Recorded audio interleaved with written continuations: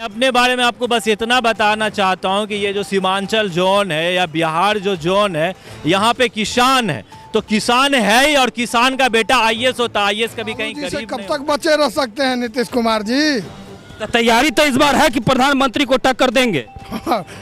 यही तो राज है भैया कि जाइए प्रधानमंत्री बनने, यहाँ मुख्यमंत्री हमको दे दीजिए, न रहेंगे घर के। देखिए तेजस्वी यादव जो मतलब वो सिर्फ बातें ही करते हैं, उनकी बात हवा में ही रह जाती है। लेकिन बीजेपी जो है कम से कम उसको ज़मीनी स्तर पर उतारने का प्रयास करती है। बाकी सरकारों और बीजेपी में बस यही अंतर है कि वो ज़मीनी स्तर पर बातों को उतारने का प्रयास करती है, डेवलपमेंट का प्रयास। भारत में एक ही पार्टी है बीजेपी जो जाति पे वोट नहीं मांगती है।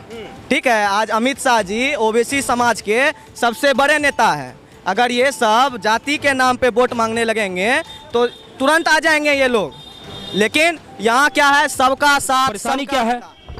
यहाँ पे इंटरनेशनल एयरपोर्ट है जो एयरफोर्स के लिए है।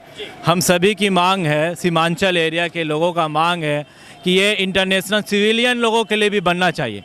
हम सिविलियन लोग यहाँ लाखों की तादाद में है, खास करके ये 7-8 जिला को जोड़ता है। पूर्णिया, किशनगंज, अररिया, कटिहार, सुपौल, सहरसा, मधेपुरा, यहाँ तक कि भागलपुर को भी ये जोड़ता है। लेकिन हमारे यहाँ इंटरनेशनल एयरपोर्ट होने के बावजूद भी सिविलियन के लिए नहीं है। हम लोग अगर हमारे यहाँ के लोग, काफ़ी लोग गल्फ पे रहते हैं, यहाँ से यूएसए, यूके वगैरह पे भी रहते हैं। अगर किसी के घर पे मृत्यु हो जाती है और वो चाहता है कि अंतिम संस्कार में हम अपने परिजनों के साथ आ सके, तो उसको आने में 3-3 दिन लग जाते हैं, 2-2 दिन लग जाता है, और अपने परिजनों के वहाँ जा नहीं पाता वो अंतिम संस्कार के दिन। और भी बहुत सारी मामलात है। खास करके अगर सिविलियन इंटरनेशनल एयरपोर्ट होता है तो हमारा जो पूर्णिया है, ये खास करके यहाँ डॉक्टरों का जोन है। अगर ये इंटरनेशनल सिविलियन हो जाता है तो हमारे यहाँ का बिजनेस भी डेवलप करेगा, खास करके हॉस्पिटल लाइन, मेडिकल लाइन और बिजनेस, न्यू बिजनेस, होटल वगैरह वगैरह का यहाँ ओनरशिप काफ़ी चल रहा है। लेकिन अगर एयरपोर्ट की हम मामला रखते हैं तो यहाँ पे सिविलियन की एयरपोर्ट है ही। तो आपको लगता है कि आपकी जो बात है वह सुनी जाएगी और उसे सुन करके आपका काम कर दिया जाएगा? बिल्कुल, हमें लगता है कि हमें ये इसलिए लगता है कि जितने भी यहाँ के नेता हैं, हमारे देश के नेता हैं, वो सब हमारे परिवार के ही लोग हैं। पक्ष विपक्ष होता ही है, इसमें कोई डाउट नहीं है।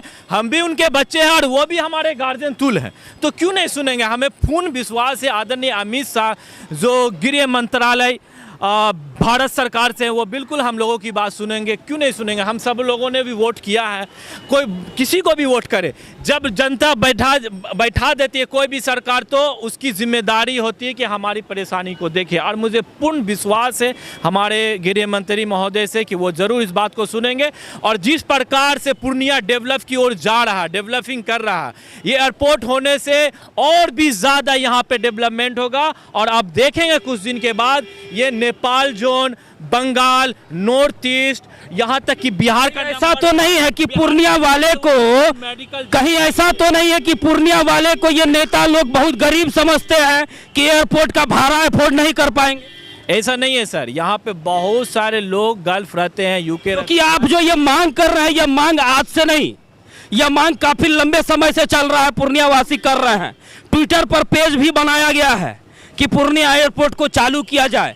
हजारों की संख्या में उस पर फॉलोअर भी जमा हो रहे हैं, लेकिन ट्विटर के अलावा जो है वो जमीनी पर, धरातल पर कुछ दिख नहीं रहा। मैं अपने बारे में आपको बस इतना बताना चाहता हूं कि ये जो सीमांचल जोन है या बिहार जो जोन है, यहाँ पे किसान है, तो किसान है ही, और किसान का बेटा आईएएस होता। आईएएस कभी कहीं गरीब नहीं होता महोदय। आप किसी बड़े कंपनी में जाकर देखें, हम लोगों का वहाँ रुतबा होगा। आप दिल्ली जोन में जाकर देखें, बिहारियों का एक जोन होगा जो बिजनेस एक्सेप्ट कर रहा होगा। आप बेंगलोर जाकर देखें, सॉफ्टवेयर कंपनी में अक्सर हम लोग नजर आते होंगे। यहाँ तक कि आप किसी इंजीनियरिंग कॉलेज चले जाएं, कम से कम 40% से प्लस इंजीनियरिंग स्टूडेंट बिहार का होगा। तो हम कैसे अब हम लोगों को, गरीब को कैसे समझ सकता है? आज जो यहाँ पर अमित शाह आए, उन्होंने मुट्ठी बीन जा भारत माँ की जयकारे का नारा भी लगवा लिया। अब सवाल यह उठता है कि नेता आते हैं और लोकसभा चुनाव भी आ गया है, राजनीति साधने के लिए आ गए, विकास कब होगा? विकास सरकार आएगी तब न होगा। तो अब तक में जो सरकार थी वो क्या झुनझुना बजा रहे थे? अब तक तो नीतीश जी के गोद में भाजपा खेल रही थी। अच्छा, तो भाजपा के गोद में नीतीश जी खेल रहे थे, इसलिए खेलते खेलते बड़ा हो गए तो निकल के आ गए। खैर नीतीश जी सतभतारी नेता हैं। इनको 7 को विवाह करने का शौक है। कभी लालू जी के साथ हनीमून मनाते हैं, कभी बीजेपी के साथ शादी करते हैं। नीतीश जी का ये हो गया है कि समाज में जो कुछ चरित्रहीन होती है, रात को उस यार के साथ तो दूसरे रात को उस यार के साथ। लेकिन भैया एक बड़ा सवाल यह भी है कि भाजपा में जितनी भी पार्टियां जाती हैं, भाजपा उसको निगल लेता है अपने भीतर में। तो कहीं नीतीश कुमार को डर सता रहा होगा कि हम ज्यादा दिन तक भाजपा में रहेंगे तो हमारा सब विधायक जो है रातें रात गायब हो जाएगा। तो भैया ये सुनिए ना, तो ये भी चिराग तले अंधेरा तो बिहार देख ही चुका है। तो लालू जी से कब तक बचे रह सकते हैं नीतीश कुमार जी? तो तैयारी तो इस बार है कि प्रधानमंत्री को टक्कर देंगे। यही तो राज है भैया कि जाइए प्रधानमंत्री बनने, यहाँ मुख्यमंत्री हमको दे दीजिए। न रहेंगे घर के न घाट के। आप जैसे अपने गुरु जॉर्ज फर्नांडिस को बैठा दिए। अब समय आ गया। तिवारी जी, अभी शिवानंद तिवारी बोले ना कि आश्रम में चले जाना चाहिए। बहुत जल्दी नीतीश जी आश्रम में जाने वाले।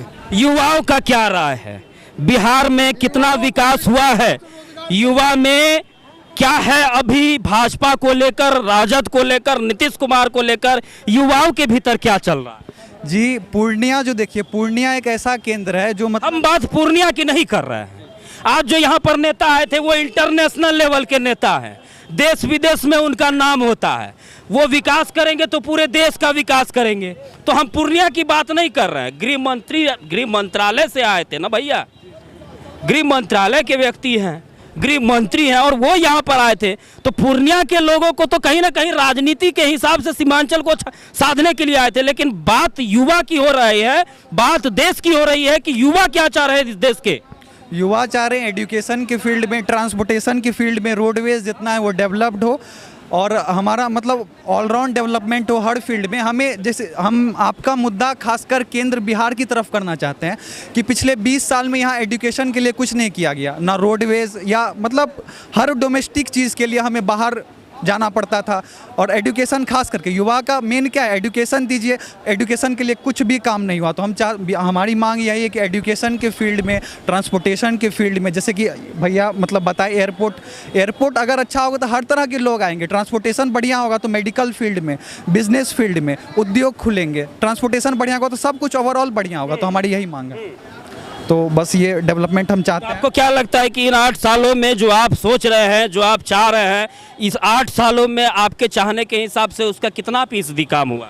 जी दिख तो रहा है, लेकिन वही बात है ना कि वो नीतीश कुमार के साथ थे तो कुछ हो नहीं पाया। अब जब आएंगे दूसरे बार नीतीश कुमार को छोड़ के, पीछे छोड़ के, तब देखेगा कितना डेवलपमेंट हुआ है। नीतीश कुमार को पीछे छोड़ना होगा।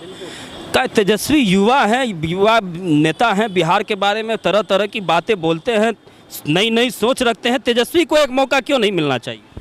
देखिए तेजस्वी यादव जो मतलब वो सिर्फ बातें ही करते हैं, उनकी बात बस बात हवा में ही रह जाती है। लेकिन बीजेपी जो है कम से कम उसको ज़मीनी स्तर पर उतारने का प्रयास करती है। बाकी सरकारों और बीजेपी में बस यही अंतर है कि वो ज़मीनी स्तर पर बातों को उतारने का प्रयास करती है, डेवलपमेंट का प्रयास रहता है। तो एक ही मतलब पूरे भारत में एक ही पार्टी है बीजेपी जो जाति पे वोट नहीं मांगती है।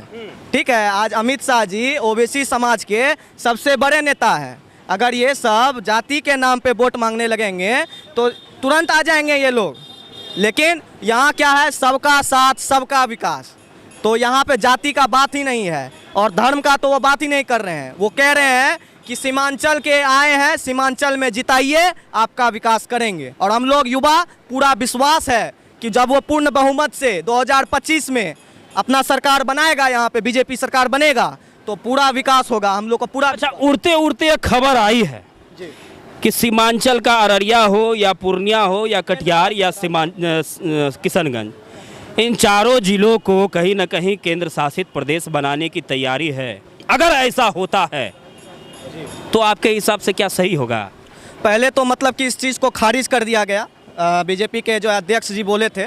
लेकिन अगर ये होता है तो एक तरह से ये जो है मैं मानूंगा, अपने स्तर पे पर्सनली मानूंगा कि अच्छा होगा।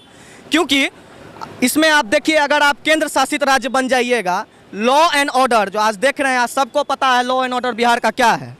Law and order direct central government के हाथ में चला जाएगा। और यहाँ जो मूलभूत समस्या है उस पर सरकार, केंद्र सरकार डायरेक्ट एक्शन लेगा और डायरेक्ट उसको करेगा। तो मेरे विषय से ये जो है अच्छा होगा, लेकिन इसके विषय में जो है अभी उन्होंने मना कर दिया है। ये जो है उड़ती उड़ती खबर है, अफवाह फैला दी गई है, ये अभी होने वाला नहीं है।